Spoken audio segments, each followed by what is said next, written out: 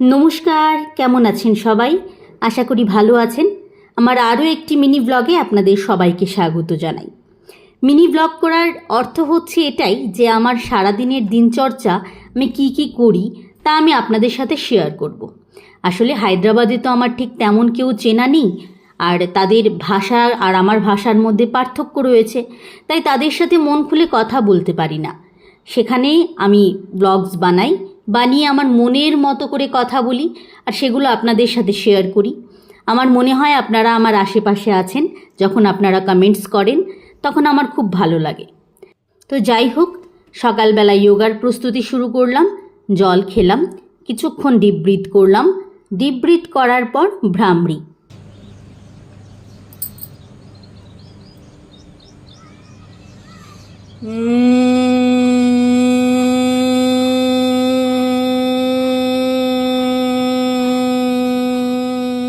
সকাল সকাল যোগা করলে দেখবেন শরীর মন দুটোই ফ্রেশ থাকে, চনমনে থাকে।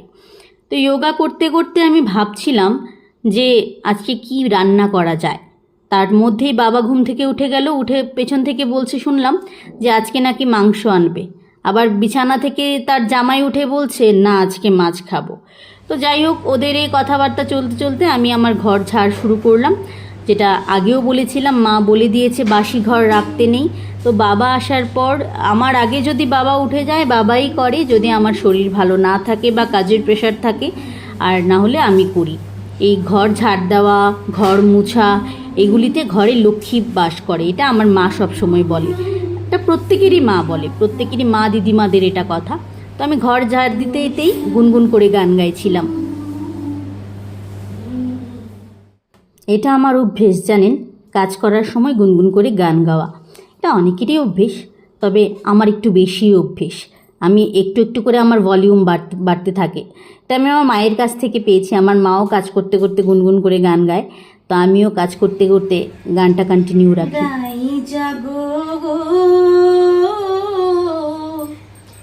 জাগো শ্যামের মন মোহিনী বিনোদিনী রায়, রায় জাগো গো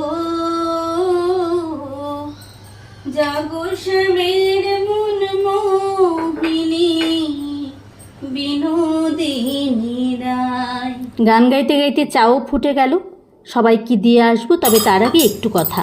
যারা চিনি দিয়ে চা খান, আপনারা অতি সত্বর চিনিটা বন্ধ করুন। আমার ঘরে চিনি